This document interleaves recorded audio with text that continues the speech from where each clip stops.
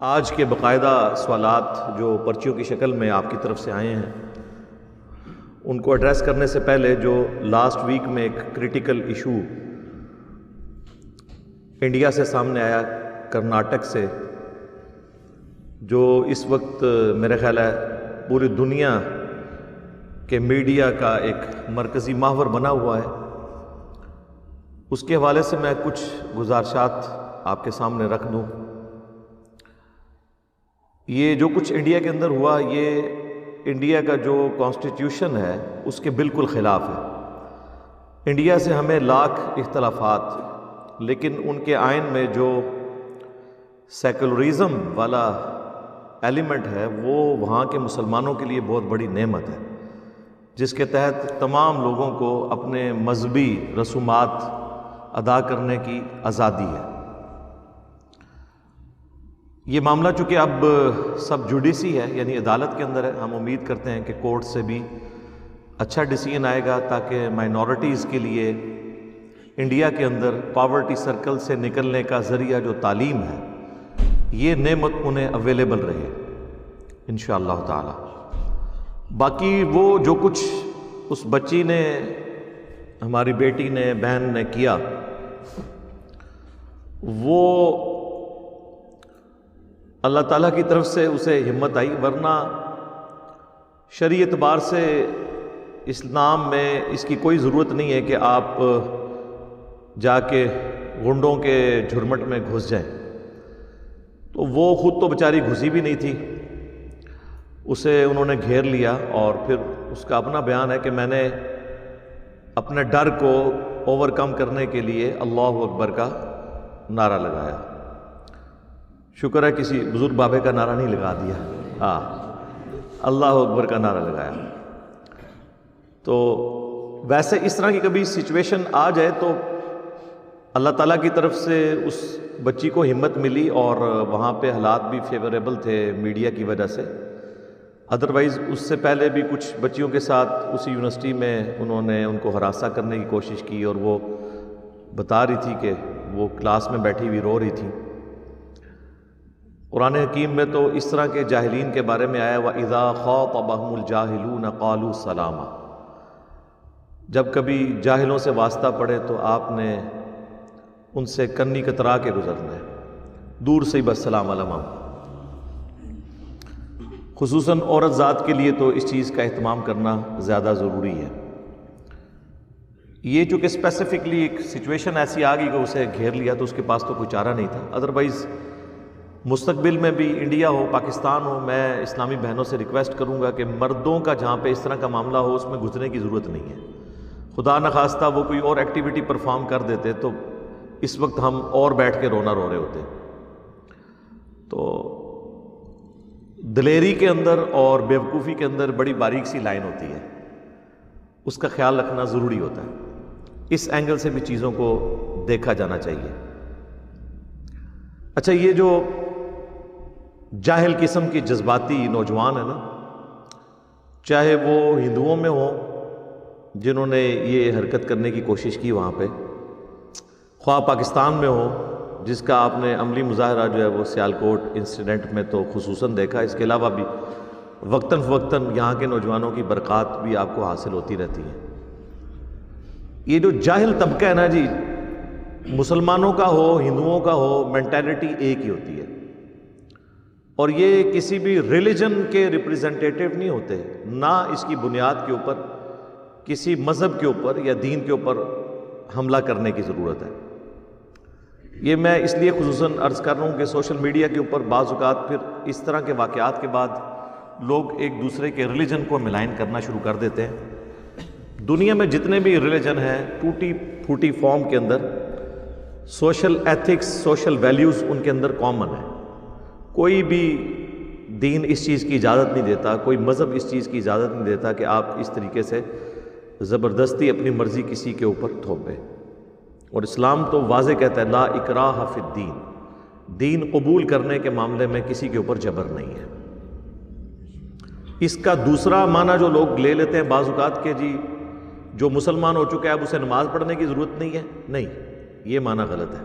اس نے اپنے اوپر تو پابندی کرنی ہے۔ اس کا معنی یہ ہے کہ آپ نے زبردستی کسی کو اسلام کے دائرے میں داخل نہیں کرنا، اور نہ آپ کا یہ کام ہے کہ آپ لوگوں سے زبردستی داڑھیاں رکھوائیں، زبردستی حجاب کروائیں یا اتروائیں۔ یہ آپ کا کام نہیں ہے، ترغیب دلائیں گے۔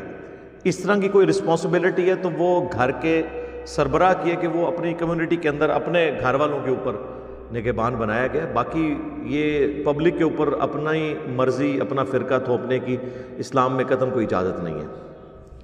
اچھا، مسلمان جو بچیاں ہیں ان کے حجاب کے حوالے سے میں یہاں پہ تھوڑی ڈسکشن اس موقع کو غنیمت جانتے ہوئے کر لوں۔ باقی تو اس واقعے سے اور کیا نکالنا ہے، اس میں اب میں نے تو یہ نہیں کہنا کہ آپ جناب لڑائی جھگڑا شروع کر دیں، اس میں سے کچھ لرن بھی تو کرنا ہے نا۔ آپ دیکھ رہے ہیں کہ اس مسلمان بچی کی فیور میں لوگ سوشل میڈیا کے اوپر پوسٹیں لگا رہے ہیں، وہ لوگ بھی لگا رہے ہیں جو خود لوگوں کی بہنوں کو، بیٹیوں کو کالجز اور یونیورسٹیز کے باہر یا اندر تنگ کرتے ہیں، وہ بھی جو ہے نا اس وقت بچی کے حق میں بول رہے ہیں۔ تو وہ اپنا بھی گریبان ذرا جھانک کر دیکھیں کہ اس کے بعد کیا انہوں نے کوئی اس سے کوئی عبرت پکڑی ہے، کوئی توبہ کی ہے۔ یہ پتہ چل جائے گا، یہ کل آ رہا ہے نا، 14 فروری ہے نا 2022، ویلنٹائن ڈے، تو پتہ چل جائے گا یہ اسلامی بھائیوں اور بہنوں نے کتنی عبرت اس واقعے سے پکڑی ہے۔ پریکٹیکلی تو یہ ہے نا، کارٹون بنتے ہیں گستاخانہ، تو اس کے بعد مسلمان نبی علیہ السلام کی سیرت پہ تو عمل کرنا کوئی نہیں شروع کرتے، البتہ آپ گالی گلوچ ان سے کروا لیں، غصہ ٹھنڈا کروا لیں، اس طرح کی ایکٹیویٹیز وہ پرفارم کرتے ہیں۔ یہاں پہ بھی رزلٹ تو یہ ہونا چاہیے کہ یہاں پہ جو مسلمانوں کی بچیاں ان کے ساتھ اظہار یکجہتی کر رہی ہیں تو وہ بھی حجاب کی طرف آئیں، اس کو سیریس لیں، پریکٹسنگ مسلمان بنیں، بچے جو ہیں وہ پریکٹسنگ مسلمان بنیں، اور یہاں پر بہنوں کی اور بیٹیوں کی عزت کی حفاظت کریں۔ یہ رزلٹ اس میں سے نکلنا چاہیے نا۔ سورۃ الاحزاب میں اللہ تعالیٰ نے پردے کے احکامات تفصیل کے ساتھ بیان کیے ہیں، سورہ الاحزاب میں اور سورۃ النور میں۔ جو پردے کا، حجاب کا حکم آیا وہ سورۃ الاحزاب میں ہے، آیت نمبر 59 کے اندر، کہ اے نبی صلی اللہ علیہ وآلہ وسلم، تم اپنی بیویوں کو، بیٹیوں کو اور مسلمانوں کی عورتوں کو حکم دو کہ وہ اپنے اوپر جلباب کر کے رکھا کریں، بڑی چادر۔ اس کلچر میں یہ جلباب، بڑی چادر لی جاتی تھی جب کبھی حجاب کرنا ہوتا تھا، جس کی آپ سمجھ سکتے ہیں کہ سب کانٹیننٹ میں فارم جو ہے وہ گھونگھٹ والی بڑی چادر ہو، جس سے چہرہ بھی تھوڑا بہت ڈھانپ لیا جائے، یعنی وہ کبھی چہرے کے اوپر ڈالنی پڑے تو اب ہر وقت تو نہیں، اب مردوں میں سے اگر گزر رہی ہیں تو اس وقت وہ چہرہ ڈھانپ لیں، اور جب وہ ویسے کسی ایسے راستے پہ، ظاہر اس زمانے میں تو وہ کیمرہ اس طرح کی چیزیں نہیں تھی تو ٹھیک ہے چہرہ ان کا کھلا ہوا ہو، لیکن جیسے ہی مردوں میں آئے تو وہ چہرہ ڈھانپ لیں۔ اس بڑی چادر کا یہ فائدہ ہوتا ہے۔ تو اس کانٹیکسٹ میں سنن ابی داؤد میں صحیح حدیث موجود ہے کہ جب یہ آیات نازل ہوئی تو صحابہ کرام، ان کی بیٹیاں، ان کی بیویاں پھر اس طرح کی آیات کو سیریس لیا کرتی تھی۔ انہوں نے فوراً جو ہے نا وہ کسی کے پاس اگر چادر نہیں تھی تو انہوں نے اپنی جو بڑی چادریں اوڑھنے والی تھیں، گھروں میں استعمال کرنے والی، وہ پھاڑ کے اس کا حجاب بنا لیا۔ کالے کلر کے انہوں نے باقاعدہ چادریں اپنے سروں کے اوپر اوڑھنا شروع کر دیں، بڑی چادریں، جن سے جب مردوں کے سامنے سے گزرے تو آپ بے شک اس کو چہرے کے آگے لے آئیں، اور اس کے علاوہ بے شک اللہ کے رکھیں، کوئی اس میں فرق نہیں ہے، مسئلہ جو ہے مردوں سے پردے کا ہے۔ تو حتیٰ کہ ابو داؤد کے الفاظ ہیں کہ گویا کہ ان کے سروں پر کالے سیاہ کوے پرندے بیٹھے ہوئے ہیں، یوں اس طرح انہوں نے بڑی بڑی چادریں اوڑھنا شروع کر دی۔ فوراً سمعنا و اطعنا، سنا اور اطاعت اختیار کر لی۔ اچھا، یہ حدیث اس آیت کے کانٹیکسٹ میں اس بات کا ثبوت ہے کہ صحابہ کرام کس طرح فوراً رسپانس کیا کرتے تھے، صحابیات کس طرح رسپانس کرتی تھی۔ تو یہ جلباب کی ہی ایک ماڈرن فارم آج کل کا یہ کالا برقع ہے۔ کالا کلر ضروری نہیں ہے، لیکن یہ پریفریبل ہے کیونکہ جلدی میلا نہیں ہوتا۔ ملیشیا، انڈونیشیا میں آپ دیکھیں کہ عورتیں سفید کلر کا برقع استعمال کرتی ہیں۔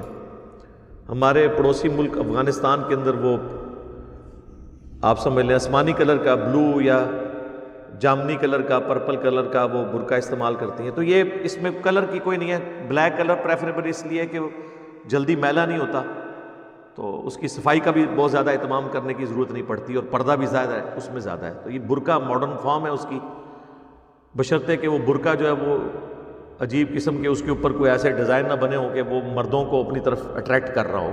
سادہ برقع ہونا چاہیے، حجاب اس میں ہو، چہرہ ڈھانپا جائے. بعض لوگ ابو داؤد کی ایک حدیث سے سہارا لیتے ہیں جو مشکات میں بھی ہے، وہ کہ نبی علیہ السلام نے فرمایا کہ عورت جب بالغہ ہو جائے تو وہ اپنے چہرے کی ٹکیا کو کھول سکتی ہے، اپنے سر کا جو ہے وہ پردہ کرے، یعنی پورا حجاب بالوں کے اوپر لے. تو اس حدیث کے ساتھ ہی امام ابو داؤد نے لکھا ہے کہ حدیث مرسل ہے، یعنی اس کا واسطہ چھوٹا ہوا ہے، اس کی سند ہی پوری نہیں ہے. اس کے علاوہ جو سند ہے ٹٹی پجی، اس میں بھی تدلیس کا ایشو ہے، اس میں بھی ضعیف راوی ہیں. اسی لیے شیخ زبیر صاحب نے جب یہ حدیث مشکات میں آتی ہے ابو داؤد کے حوالے سے، تو اس میں انہوں نے نیچے کامنٹس کیے ہیں کہ یہ روایت تو ظلمات میں ڈوبی ہوئی ہے، کوئی ایک سکم نہیں، اس میں کئی سکم ہیں. یہی وہ ایک اکلوتی روایت ہے جس کی بنیاد پہ شیخ البانی نے کہا کہ چہرے کا پردہ کوئی ضروری نہیں. اسی کو لے کے ڈاکٹر ذاکر نائک نے بھی یہ بات کی اور مسلمان عورتوں کو کھلی چھٹی دے دی کہ ٹھیک ہے جی آپ چہرہ کھلا بھی رکھ سکتے ہیں، بس صرف بالوں کو ڈھانپ لیں. یہ اسلام کا مزاج ہی نہیں ہے. اسلام کا مزاج یہ ہے کہ آپ نے حجاب کرنا ہے جس کی وجہ سے آپ مردوں کے شر سے بچ سکیں. تو چہرہ ہی تو سب سے اٹریکٹیو چیز ہے. کہتے ہیں جی زینت نہیں ہے، وہ زینت چھپانے کا کہا گیا. جب یہ لوگ رشتہ پسند کرتے ہیں اس وقت چہرے کی طرف جاتے ہیں اور آگے پیچھے جو ہے پھر اور باتیں کرتے ہیں. جب ہم انہیں سورۃ النور کی آیت پیش کرتے ہیں کہ اللہ کا مزاج کیا ہے کہ عورت کے زیور کی چھنکار بھی باہر نہ سنائی دے، اس کی زینت کی چیز، وہ کہتے ہیں جی وہ زیور کی چھنکار نہیں چہرہ کھول سکتی ہے. تو کیا یہ آپ کی عقل مانتی ہے کہ وہ اللہ جو ایک عورت کے زیور کی چھنکار کو بھی گھر سے باہر نکلنے کو حرام قرار دے رہا ہے اور حیا کے منافی قرار دے رہا ہے، وہ چہرہ کھولنے کی اجازت دے گا؟ لاجیکلی اس چیز کو سمجھنے کی کوشش کرنی چاہیے.